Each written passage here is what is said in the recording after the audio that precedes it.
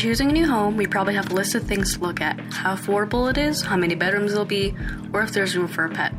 Beyond that, we may ask ourselves where the nearest grocery store is, how long the commute will be to work, and how safe the community will be for our children. There are a lot of decisions that come together to determine if a house is worth our investment. But have you ever thought about the impact of our decisions? Have you ever thought about how your move could change a tightly knit community? Imagine this. You and your family have lived in the same neighborhood for generations, and you've connected with the families around your home. You may spend weekends with neighbors and see children playing with others from down the street. There's a sense of trust and community within your neighborhood, and you know if something happens, there's always going to be someone who has your back. That is what the community of Uptown Chicago looked like. With a population of primarily low-income, elderly, immigrant, and racial minorities, Uptown has been a center of social organization for decades. With apartments hastily built to accommodate the rising population in the 50s, there's been a battle between preserving subsidized housing and creating a newer, more affluent Uptown. Today, as more and more people look for housing in the area, the established community has started to fall apart and lose their sense of unity. Developments of large luxury penthouses have been popping up everywhere, raising the rents of families and forcing them to move out. For others, their SROs, or single-room occupancies, are being turned into luxury apartments. Take the Lawrence House, for example. Built in the 1920s, it was a large, upscale apartment hotel for retirees. Over the years, it has turned into a government building that housed low-income people. But slowly, the building has collapsed into disarray. The Lawrence House in recent years has been charged of violating more than 100 code violations, prompting some residents, many of whom require affordable or supportive housing, to complain about living conditions, end quote. Ironically, rather than putting money into fixing the issues and providing for the people, the building was sold to be renovated, kicking out the previous tenants to target a more affluent population.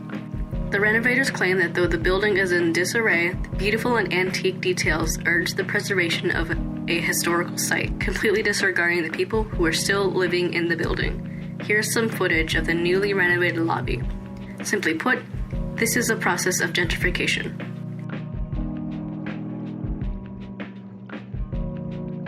So why is this happening? Why do people not bat an eye at poor folk getting evicted or living on the streets, shunned for something they couldn't control? And why does money keep being funneled into high-rise apartments? Plainly put, developers target the rich. Quoting Andrea Smith, a longtime feminist activist, this is an example of genocide and colonialism, which she refers to as the two pillars of white supremacy. She tells us, quote, "This logic holds that indigenous people must disappear. In fact, they will always be disappearing in order to allow non-indigenous people the rightful claim over this land," end quote. In this case, the indigenous people are the tenants who lived in the building. They were the first inhabitants and then were suddenly evicted. Because they were living in an area created for the rich, they were never the rightful owners, and thus it made sense to kick them out. They were swept under the rug, as if they simply had somewhere else to go. The poor and less privileged occupy the lowest rung of the social hierarchy. Let me give you another example of gentrification, but this time with a more personal story. Meet Georgette Boateng. She is a 17-year-old immigrant from Ghana, and she represents the story of many immigrants like her who came to America for better stories. So I lived in Ghana, the city of Accra, till I was about 12. And then eventually my mom wanted me to come here for like a better school. When she was in grade school at Joseph Brennerman Elementary, she saw the direct effect of gentrification. A nearby school, Stewart School, was one of the 49 elementary schools shut down by Chicago public school systems in 2013 under the guise of providing, quote, better opportunities for academic success, end quote. Stewart School primarily served low-income students, a large population of whom were African American. It was a great community for people who wanted to learn with other students who understood them and their situations. Upon its closure, those students were pushed into Brennerman, a school not made for the sudden influx of excess learners. They had all these students from Stewart, which was clearly a bigger school, come to my school, and it just like affected everyone's learning because we didn't have the resources to like help everyone out. 8th graders, everyone in class A would always get help from the teacher whatsoever to get the most opportunities when talking to like the counselor for high schools or whatever.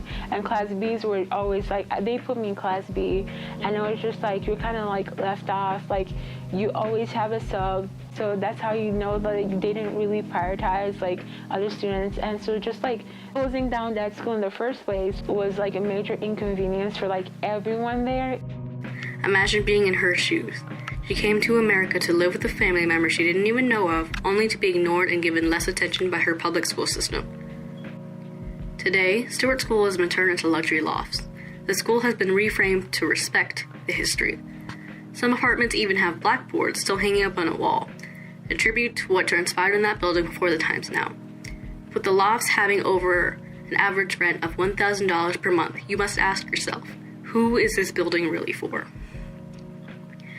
To Georgia and other students, a school and a community represents more than a space of learning. It is where they hope to find their place in American society as immigrants. Coming to America was supposed to give them a better chance in today's world, but instead, the rich and the privileged were put ahead of them. Georgette is not the sole casualty of gentrification. There are many other students and individuals like her who the system has left behind. You may be asking, what does this have to do with me and my search for a place to live? Well, you're moving into a neighborhood may be contributing to pushing people out of their homes. This is an awareness I want to bring to other people, including myself. As someone who moved into another city, there are times when I look at homes and I think of moving into them, not realizing the implications of my decision. My movement could evict a family. My movement could displace people who have constantly been wondering if they will have a roof over their heads another day. I present this information to not blame future homeowners and neighbors, but to raise awareness. No one talks about these issues, and I think it's about time we address it. Housing is important to everyone, and no one should have to go without a roof over their head. As we make decisions of where to relocate, we can be more aware and intentional. I want people to do research on where they're moving and, if possible, become an ally to people like Georgette rather than an enemy. Respect what is already there and contribute to it, either by attending neighborhood meetings, councils, and advocating for the injustices happening in your community. And be there for people who settled there before you. Because at the end of the day, you are now a part of that community, and now you have the power to preserve it.